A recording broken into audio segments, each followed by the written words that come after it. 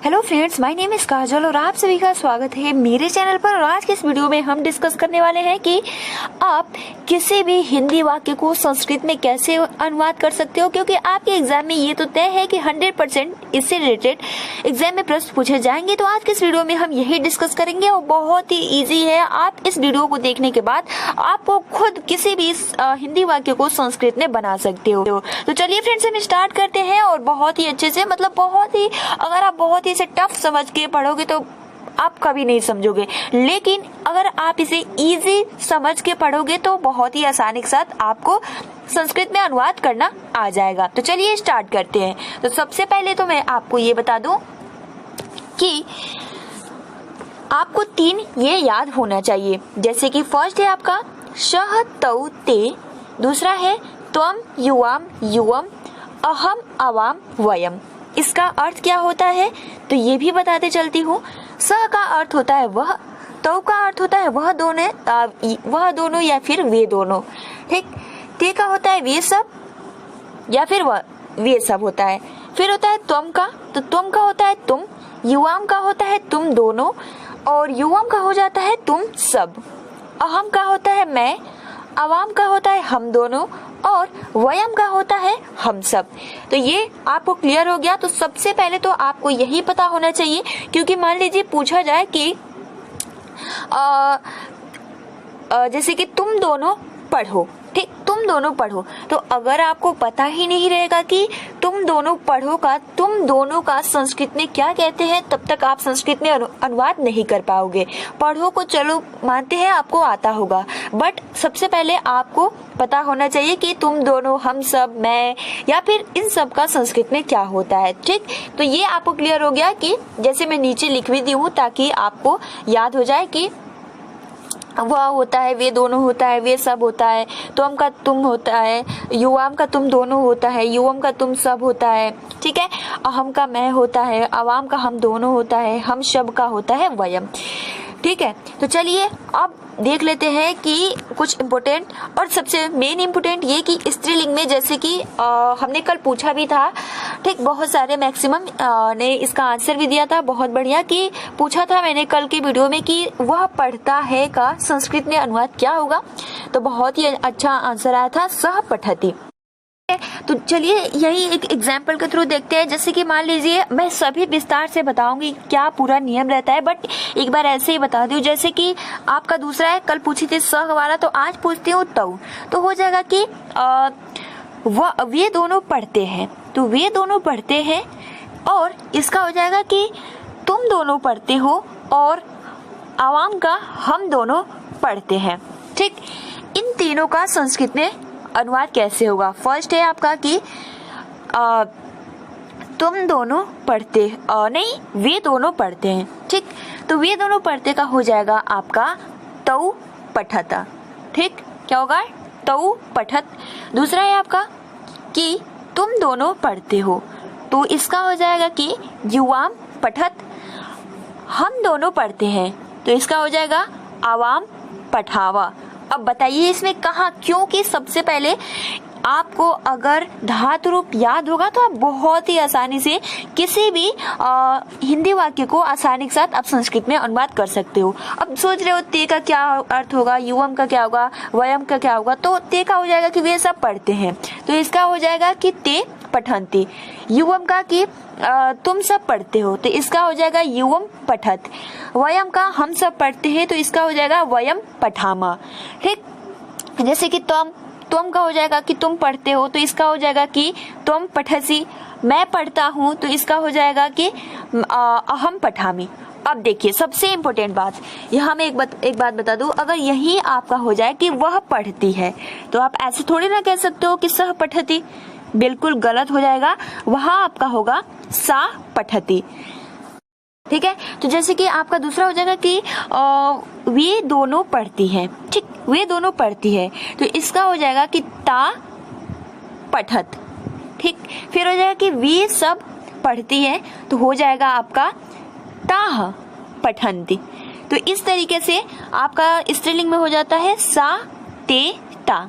तो जैसे नीचे हम स्क्रॉल करते हैं और सब कुछ मैंने लिखा है, ठीक है, जैसे यहाँ आप देख सकते हो स्त्रीलिंग में हो जाता है सा, ते, ता। और सबसे पहले तो आपको मैंने कल पठ धातु में बताया था, और सभी रूप जैसे पठ का आपको याद हो गया तो आप आसानी से किसी भी रूप को आसानी से बता सकते हो, जैसे गम, भू, नी, पा, हस, दृश्य, नम। ठीक है, तो ये आपको पता होना चाहिए। तो सबसे पहले तो रूप की जानकारी होना चाहिए और आसानी से आप किसी भी संस्कृत को अनुवाद कर सकते हो। तो चलिए सबसे पहले तो 5 लकारों में हम डिस्कस करेंगे कि जैसे वह पढ़ता है, वह पढ़ेगा, वह पढ़ा, उसे पढ़ना चाहिए, तुम पढ़ो। ये सब आपके 5 काल होते हैं। ठीक, लट लकार को वर्तमान काल कहते हैं, लेट लकार को भविष्य काल कहते हैं, लंग लकार को भूतकाल कहते हैं, लोट लकार को अज्ञा काल कहते हैं और विधिलिंग को इच्छार्थक मतलब इच्छा वाले सत्य, तुम्हें ये करना चाहिए, तुम्हें बोलना चाहिए, ये सब विधिलिंग में आ जाते हैं। तो चलिए ये पता चल गया। तो अब यहाँ से आप देख सकते हो कि ये सबसे पहले आपको पता होना चाहिए। ठीक, जैसे कि हमने ऊपर डिस्कस किया कि संस्कृत में अनुवाद एक वचन तीनों में, क्योंकि आपका ये और ये तीनों में क्या होता है, 3 पुरुष होते हैं, प्रथम पुरुष, मध्यम पुरुष, उत्तम पुरुष। इसमें भी होता है प्रथम पुरुष, मध्यम पुरुष और उत्तम पुरुष। ठीक है, इसमें भी 3 वचन होते हैं, एक वचन, द्विवचन, बहुवचन। इसमें भी एक वचन, द्विवचन और बहुवचन होते हैं। अब देखिए यहाँ देखिए स दिया है, ठीक, और यहाँ क्या है, पठती। तो देखिए कैसे अनुवाद होता है, बहुत ही अच्छे से मैं बताने वाली हूँ। तो जैसे मान लीजिए एग्जाम्पल के लिए कि वह पढ़ता है, ठीक है, वह पढ़ता है, तो आपका हो जाएगा सह पठती। ठीक, तो यहाँ जब यहाँ एक है, 1 नंबर पे प्रथम पुरुष है और यहाँ भी प्रथम पुरुष है, वह पढ़ता है, तो हो जाएगा स पठती। लेकिन अगर ये स्त्रीलिंग भी कि वह पढ़ती है, तो हो जाएगा सा पठती, ये हो जाएगा। अब देखिए इसका और इसका यूज कहाँ होगा। तो देखिए ये 2 नंबर पे है कि वे दोनों पढ़ते हैं, तो हो जाएगा कि तौ पठत। जैसे 2 नंबर पे यहाँ, तो यहाँ भी पठत का यूज होगा। अब होगा कि वे सब पढ़ते हैं, तो हो जाएगा ते पठंती। ठीक, तो इसका एक वचन में अगर होगा, ठीक है, एक वचन में होगा तो एक वचन का ही रूप लगेगा। वे दोनों पढ़ते हैं तो द्विवचन का, ये द्विवचन है तो ये भी द्विवचन लगेगा। वे सब पढ़ते हैं तो इसका भी यूज होगा। स्त्रीलिंग का मैंने बता दिया कि वे पढ़ती है, तो हो जाएगा सा पठते। वे दोनों पढ़ती है, तो हो जाएगा कि ते पठता। फिर वे सब पढ़ती है, तो हो जाएगा ता पठंती। आई थिंक आपको क्लियर हो गया होगा। अब देखिए नीचे स्क्रॉल करते हैं और यहाँ त्वम का मतलब क्या होता है, तुम। युवम का मतलब क्या होता है, तुम दोनों। युवम का मतलब क्या होता है, तुम सब। ठीक, अब पठसी पठता पठता, तो पठसी पठता पठत का कब प्रयोग किया जाता है, जब तुम हो तो पठसी का, तुम दोनों हो तो पठता का, तुम सब हो तो पठत का। जैसे एग्जाम्पल के लिए कि तुम पढ़ते हो, ठीक है, तुम पढ़ते हो, ये वर्तमान काल है। अभी मैं बताऊंगी, जैसे मान लो तुम पढ़ोगे, तो इसका कैसे बनाओगे ये भी आपको पता होना चाहिए। तो हम स्टेप बाय सब कुछ डिस्कस करेंगे। अभी हम वर्तमान काल मतलब कि लट लकार में बातें कर रहे हैं। ठीक, तो तुम पढ़ते हो, तो क्या हो जाएगा, तुम पठसी। तुम दोनों पढ़ते हो, तो क्या हो जाएगा, युवाम पठत। फिर होगा तुम सब पढ़ते हो, तो हो जाएगा युवम पठत। अब देखिए मैं की बात कर लेते हैं। तो अगर मैं होगा तो पठामी होगा, हम दोनों होगा तो पठाओ होगा, और हम सब होगा तो पठामा होगा। मतलब अहम का मैं होता है, हम दोनों का अवाम होता है और हम सब का वयम होता है। मतलब मैं पढ़ता हूँ तो अहम पठाम, हम दोनों पढ़ते हैं तो अवाम पठाओ, हम सब पढ़ते हैं तो वयम पठाम। आई थिंक बहुत ही इजीली तरीके से आपको याद हो गया होगा, ये मुझे पता है। अब चलिए देख लेते हैं वर्तमान काल, ठीक है, भविष्य काल, भूतकाल, आज्ञा वाले शब्द, मतलब जो इच्छा वाले शब्द होते हैं वो वाक्य। ठीक, तो चलिए स्टेप, और बहुत ही इजी है। जैसे पूछ लिया जाएगा एग्जाम में कि वे सब जाएंगे तो इसका क्या होगा। पहले तो आपको ये पता होना चाहिए कि वे सब का अर्थ क्या होगा। ठीक, तो वे सब का अर्थ होगा ते, तुम सब का अर्थ होगा युवम, और हम सब का अर्थ होगा वयम। अब देखिए क्या है, वे सब जाएंगे तो हम किसका यूज करेंगे, ते का। अगर रहता तुम सब तो युवम का, हम सब का तो वयम का। जाएंगे मतलब जाएंगे क्या है, भविष्य काल, फ्यूचर है, और ये आपका लिट लकार है। ठीक, तो अगर आपको रूप याद होगा तो आप आसानी से इसको बता सकते हो। जैसे कि क्या है आपका भविष्यकाल है, कौन सा पुरुष है तो प्रथम पुरुष है, कौन सा वचन है तो बहुवचन है। अब देखिए आपका क्या होता है पठिष्यति पठिष्यता पठिष्यन्ति, तो क्या हो जाएगा ते पठिष्यन्ति। या अब मान लीजिए वे सब पढ़ते हैं, वे सब पढ़ेंगे, बट हमारा जो वाक्य था कि वे सब जाएंगे, तो हमारा क्या हो जाएगा गमिष्यन्ति। ठीक, क्या होगा गमिष्यन्ति, तो ते गमिष्यन्ति। तो ये आपको याद होना चाहिए। आई थिंक आपको याद भी हो गया होगा। तो हो जाएगा कि एक बार और रिपीट कर दे रही हूँ, ते गमिष्यन्ति। अगर वही रहता कि तुम सब पढ़ोगे, ठीक, तो ये भी आपका भविष्यकाल है, तो आप कह सकते हो कि युवम गमिष्यत। ठीक है, गमिष्यत। केवल और केवल आपको मैंने कहा था लास्ट का याद करना है, और रहेगा हम सब पढ़ेंगे, तो हो जाएगा आपका वयम गमिष्यामः। क्या हो जाएगा वयम गमिष्यामः। क्लियर हो गया। अब चलिए पांचों लकारों को देख लेते हैं कि कैसे कैसे वाक्य को संस्कृत में बनाया जाता है। तो जैसे कि सबसे फर्स्ट है वर्तमान काल। ठीक है, जैसे एक ही वाक्य लिया है कि आपको याद हो जाए। मैं यहाँ ये भी कर सकती थी कि मैं पढ़ती हूँ या फिर मैं पढ़ता हूँ, तो वह पढ़ता है, तो क्या हो जाएगा सह पठति। वे दोनों पढ़ते हैं तो तौ पठति। अगर मान लीजिए यही हो कि मैं पढ़ता हूँ, तो क्या होगा आप खुद बताइए कि मैं पढ़ता हूँ। आप कमेंट्स बॉक्स में कमेंट्स करके बताइए, मैं दूसरा बताऊंगी कि दूसरा है कि वे दोनों पढ़ते हैं तो तौ पठत। अब रहेगा कि हम दोनों पढ़ते हैं, तो क्या होगा तौ।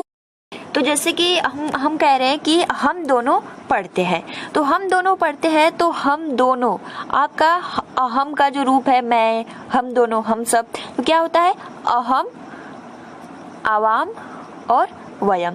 तो क्या है हम दोनों, तो हो जाएगा आपका अहम, आवाम, आवाम, और आपका पठति का जो पठ धातु का है वो उत्तम पुरुष और द्विवचन का क्या है पठावा, तो हो जाएगा आवाम पठावा। मतलब हम दोनों पढ़ते हो, तो इसका हो जाएगा आवाम पठावा। आपको ये बताना है कि मैं पढ़ता हूँ, ठीक, तो मैं पढ़ता हूँ क्या होगा, तो चलिए मैं बता देती हूँ, क्योंकि तो हो जाएगा मैं का होता है अहम, ठीक, और पढ़ता मतलब आपका होता है पठामी, तो अहम पठामी। मैं पढ़ता हूँ तो अहम पठामी।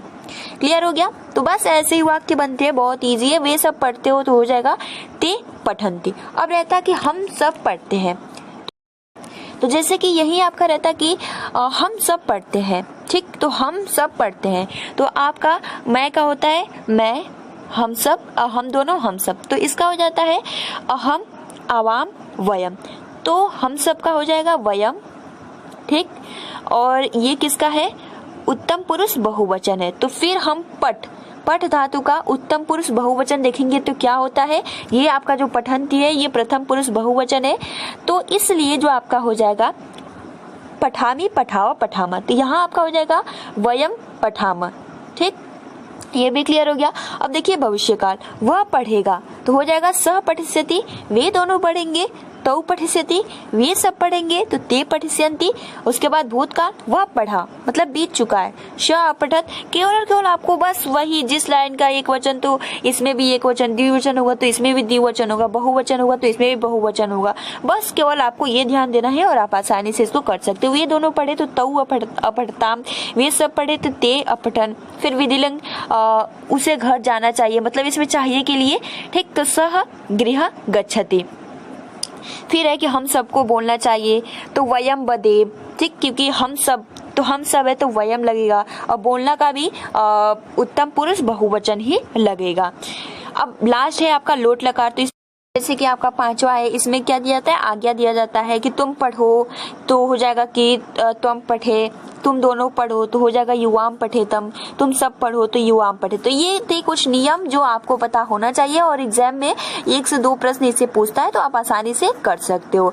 तो बस आपको पता होना चाहिए रूल और नियम, इसमें ज्यादा आपको मतलब दिमाग लगाने की जरूरत नहीं है। केवल एक बार देख लो क्या पूरा नियम है, और एक बार रूप को देख लो, कल हमने डिस्कस किया था इतना अच्छे से। और आपको क्या करना, अगर ऐसे रहेंगे तो फिर भूल जाएंगे, आपको डेली रिवीजन करना होगा।